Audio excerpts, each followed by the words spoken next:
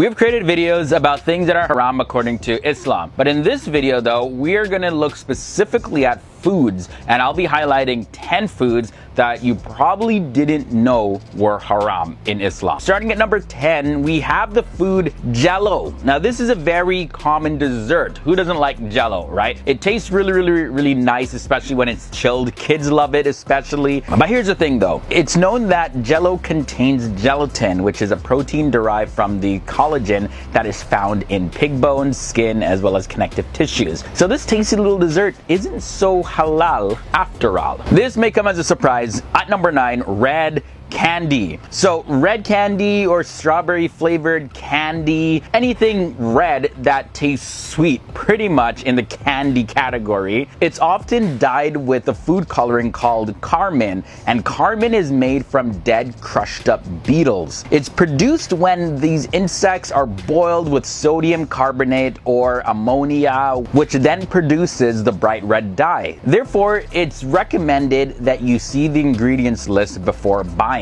Also, a thing to note, of the 4 major Sunni Islamic schools of thought, Hanafi schools, they forbid eating all bugs, while the Maliki scholars, they accept them, but the Shafi'i and the Hanbali academics, they completely forbid the consumption of some insects, but others they allow. So it's haram based on the school of thought that you fall in. Next up, Japanese food. Well, if you're worried about following the halal guidelines, then it would be beneficial for you to check the ingredients of food that you're ordering in a restaurant or buying at the store, of course. Many of these Japanese foods, they use soy sauce and it contains alcohol. Other haram ingredients include mirin, and this is a type of rice wine similar to sake, but it has lower alcohol content, but there's still alcohol in it. Instant fried tofu comes in at number 7. Tofu is often used as a meat substitute for vegans and vegetarians. I was vegetarian for about 6 years, and tofu was like my staple food in the diet. Because tofu is a very flexible food. Often though, Chinese brands, they do sell pre-cooked frozen tofu, and that tofu is fried in pork fat in order to retain its crispiness. So regardless of whether you're looking for halal foods as a Muslim, or if you're vegan or vegetarian looking to stay away from animal products altogether, just always double check what is used to prepare your tofu. Number 6 brings us cheese fondue. I'm a person where I love cheese, and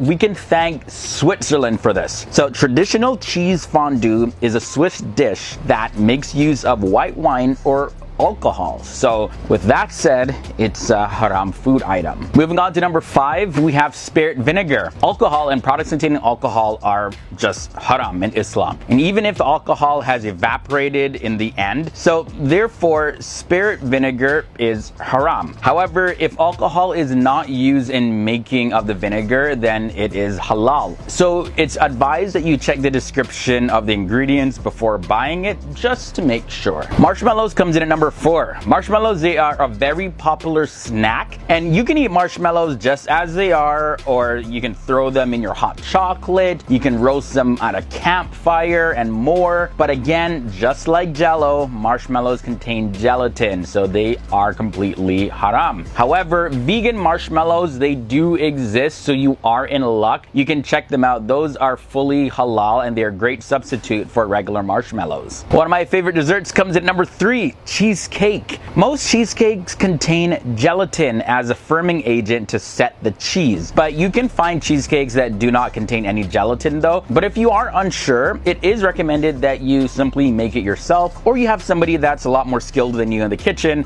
make it. I'm very picky when it comes to my cheesecake, so you gotta make it right or else I'm just not eating it. Cake mix is at number 2. Although they can be very affordable and tasty, some ready-made cake mixes, they actually use pork fat. So of course, make sure you check the ingredients list before buying one. And the final surprisingly haram food, salad dressing. Have you ever wondered why there are certain salad dressings that are made in-house at a restaurant and you find that they taste a little bit different than the ones that you can buy in the store or even ones that you make at home? Well, I got the answer to that. It's because many restaurants use bacon fat in their salad dressings. So of course, when you go to a restaurant, you can ask for an ingredients list or just tell them not to put any dressing on your salad whatsoever. Another option is if you take take the salad to go, I guess. You can put some olive oil over it, or even just plain olives. They have a great flavor, especially when you use them as a topping for salad.